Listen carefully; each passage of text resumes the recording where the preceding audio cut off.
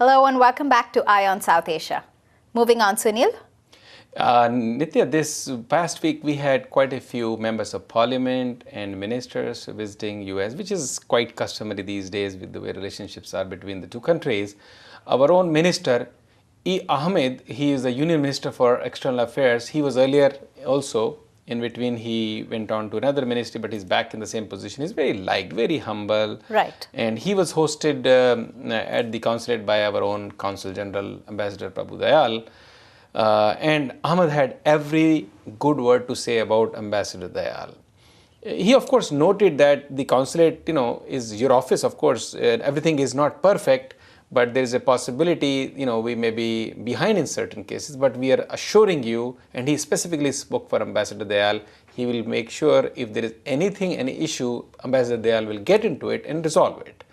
And he spoke very highly about the accomplishments for this consulate in New York especially. He said last year there were 200,000 business visas issued as compared to 22,500 in the year before. Right. He talked about 7,000 PIOs cards being given. He talked about 29,000 OCI cards being given, which is extraordinary. And I don't think their staff has really multiplied as much.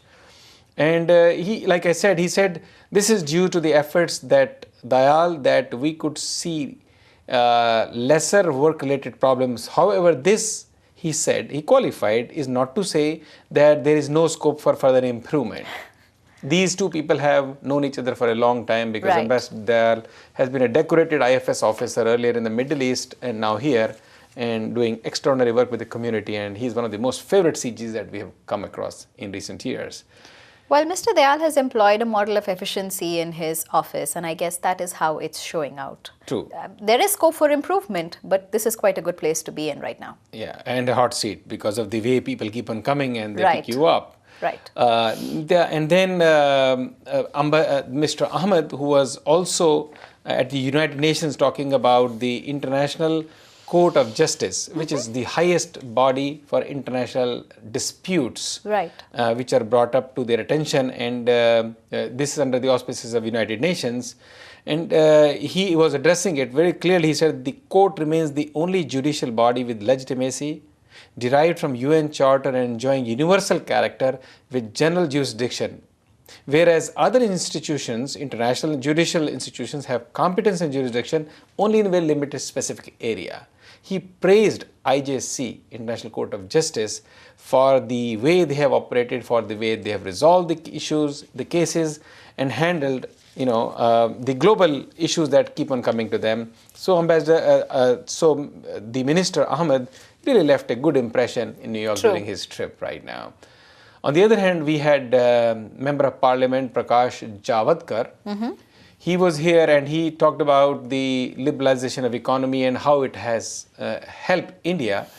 And he said the globalization as a socio-economic system has given us a common destiny. We are in a world where we act together, we succeed together, and we even will fall together if we don't hold our hands together. Exactly.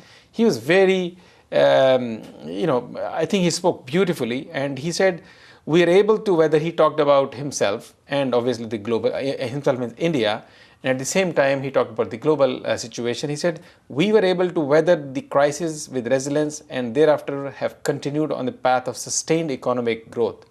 Our principal strategy is to fight poverty. That is the most important. I guess that's the root cause and that's the root evil. So you start but with politicians don't remember that once they get into their positions. And he says our principal strategy is to fight poverty in spite of the global economic slowdown. Our growth has not only been sustained but also Increasing. equitable. Right. And equitable. And he says now we endeavor to bring this equity to the global order, and the United Nations has the primary role in facilitating it. Absolutely. He says if the whole world, all the countries don't work together like a single large body, they're not going to benefit. So we must be operating together. As per his message, Sunil, it's a very common thing. Liberalization, globalization, they're just words. The actual thing is the world is becoming a smaller place. True. We're getting to be closer to each other. So that means, as he says, not only do we help each other stand up, we also have to be there and see to it that we don't fall down. Correct.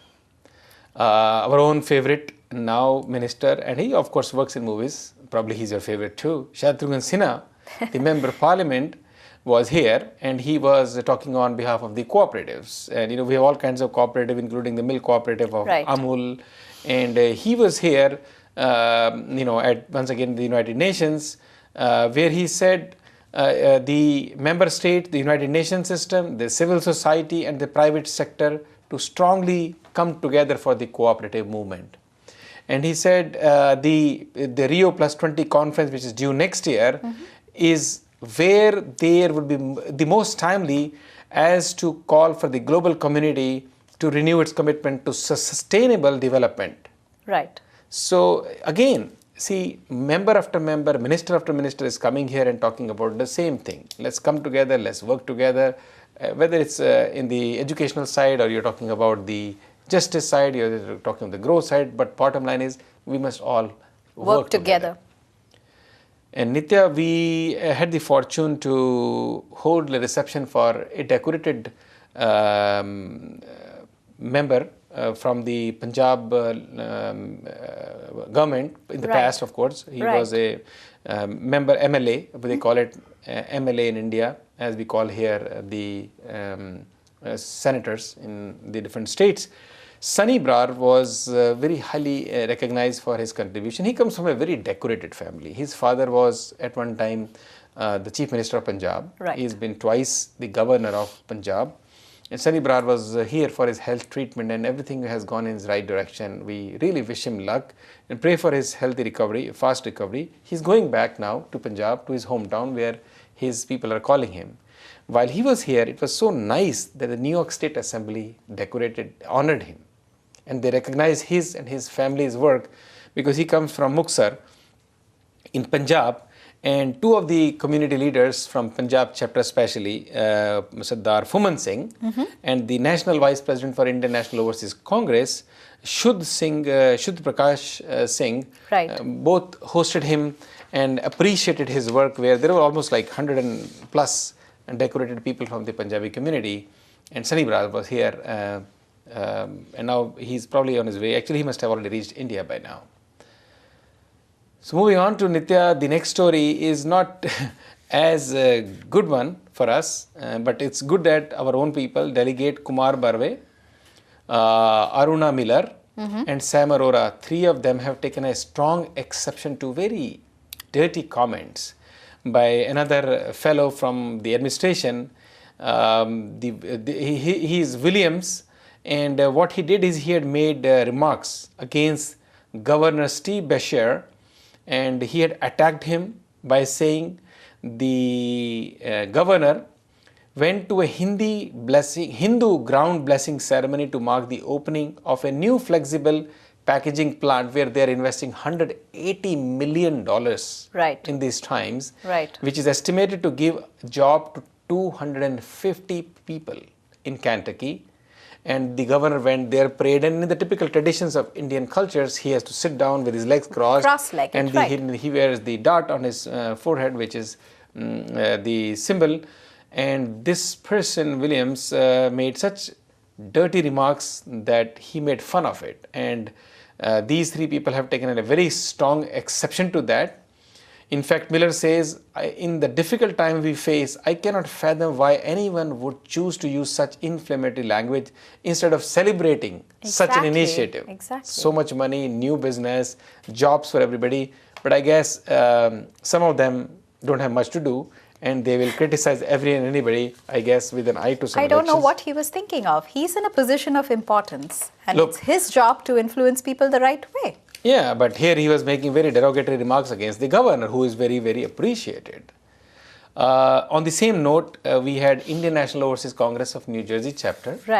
Pam Quatra, she is the first female president, and she had called for an annual meet for interfaith. From all over the country, different chapters had come in, and they celebrated their annual event at the Royal Albert Palace on just this past weekend. And Pam Quatra said, Indo-US relations are growing and improving and getting stronger. We at this junction have a leading edge to meet those newly elected presidents and their board members to make them skillful, activist-oriented. We need to be work-oriented closely with one another. And she talked about secular India, she talked about democratic India, and she said that's how we want to bring all the NRIs together under one platform. She's been doing extraordinary work. We have got her on our news many times. Right. And it was a great convention held in New Jersey. And right in its neighborhood, we had in Rutgers a wonderful announcement. Exactly. I think we covered last week also, and Rutgers continues to grow on that development. They have reached out to the Obama administration for funding to build a tie-in with Indian universities. And then moving on to the next story, we have our own very unique Miss Diaspora 2011 competition. This is not just about India, this is about various countries. Right. And that's how they're called Miss Diaspora competition. And our own Miss India, Harpreet Bagga, is competing in it. Okay. I think you may have a chance to go there. Who knows? Thank you, Sunil. You flatter me. $10,000. See, you'll see me running for it. $10,000 is a lot of money for the winner to be there. And we really wish Miss India Harpreet Bagga to win. Definitely. Our good wishes are with her. Next week, we will report what really transpired and who won with the $10,000. I hope I get a small cut out of that. That should be interesting. Nitya, the next wonderful story we have is about Mr. Soi. Yes, Yashpal Soi, such a wonderful guy. You look at his face, such a peace, such a calm, fun-loving guy. And he has been recently decorated by the highest civilian honor in Guyana by President Bharat Jagdev. Right. And this man who came from Lahore to India at that time, Himachal Pradesh, Shimla, to Patiala, to Chandigarh, to Utah, to Columbia, and finally went on to become the chief engineer in the city. And then he continued to work with organizations, not-for-profit organizations, building culture, building entertainment, building community organizations, including the FIA. He's one of the co-founders of it and twice president. It's so nice to hear that he has been recognized for his work. He was responsible when Dr. Chedi Jagan, who was the elected president, but was still not given his position, who was in New York, and Yashpal Soi worked with Mr. Ramesh Kalichar and another decorated Guyanese here, and to make sure that democracy and its rights were restored, and Dr. Chedi Jagan was duly given his position in Guyana. He was in our studios, and we had a nice show with him last week, and let's show some of its clippings. Definitely. It's so nice to see you go beyond the call of duty, not only for your own homeland or the adopted country USA, to help out the countries like Guyana. And you have a great friend in President Bharat Jagdev, who recently, on behalf of his government, honored you with the highest civilian award. We feel very proud about it. It's wonderful to see that you got the President Special National Award. I think before you, there is only one person who got that award, President Jimmy Carter. Yes. And congratulations to you. This is extraordinary work. I tell you, I'm really humbled by it. I went there, at that time with Dr. Chedi Jagan, in 1989, he had an African leader with him, Mr. Sam Hines, who became Prime Minister with him at the time of election of President Jagan. And when I went to Guyana, I met him. He's still the Prime Minister. Wow. So Yashpal Soi, I remember you. Of course, he should. So I mean, he was part of the fundraising. When we were doing the fundraising, he used to come there. And it was so beautiful to see the country bloom as a beautiful flower. There's huge construction going on there. People are generally very happy. All the minorities are extremely happy. So Nitya, this was so humbling to meet this person, for last, how many years, from 68, almost 43 years, he has been serving the community relentlessly. And it's brilliant that he got recognized for it. And he's obviously in for many recognitions. This is his time. He should be getting all the recognitions that are due for any person of his stature, caliber, and his contribution. Absolutely. And we look forward to all that. In the meantime, we had a wonderful event, again annual gala with the Share and Care, one of the topmost organizations for the community in America. They have done extraordinary work, especially focusing on women and education. Underprivileged women, right? Right.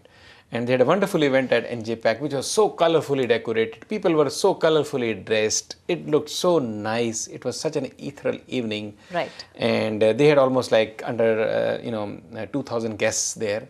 And they raised from some counts about $1 million at this event. And they had sponsorship, or actually, I'm not sure, I should say the grants and donations from people like Nitin and Leena Doshi, Mahendra and Leela Shah. They gave more than $50,000. Very generous, very, very so generous. So there are people who care and who want to share. Definitely. That's what Share and Care stands up for. And they were here again with us in the studio a couple of weeks ago, and we talked to their founder and two more members who run the projects and handle the PR. Let's show some of that segment to our viewers today. Definitely. Tell us that, which Jayesh Bhai touched a little bit, what are the regions of India where you focus on when it comes to implementing your money? One of the things very important is the education. Correct. The primary thing, if you can educate someone, it just opens up the whole world in front of them. So the basic things that what we take it as a granted, they don't have it. But education brings about vision for them, that how they want to have their lifestyle. Do they want the bread on the table? And it gives the employment to the education. So education becomes a very motivating factor. And of course, with the education, if you are not healthy, you can't learn. So the health is another important part. So we try to focus on health and education both. Jayant Bhai, talking about the vocational training that you guys impart, the computer, what that program or the organization you call PNR, and Grameen Techniki Kendra. Right. These are the two model programs we took on, and they also, let me go back. I would say in 1999, we got a grant from Lucent Technologies of Lucent Foundation of $500,000. And they wanted us to implement some computer related programs. So we did one experiment in this local NGO, our partner called PNR Society in Bhavnagar, for mentally challenged, polio affected, mute and dumb students, and we did a program of computer literacy over there. And it became so successful that we expanded the program to include a lot of students. This was just for their society. So you heard Jayant Shroff, who is one of the top managers for this organization, a non-profit organization. He's been working there for 30-40 years and given it really great shape, which it started in 1982 and has grown into such a big movement. We wish them luck for years to come, and we'll be constantly supporting them, taking their message to all over the world. Definitely. Very inspiring. And on that thought, again, we have to move for a short break. We'll be right back.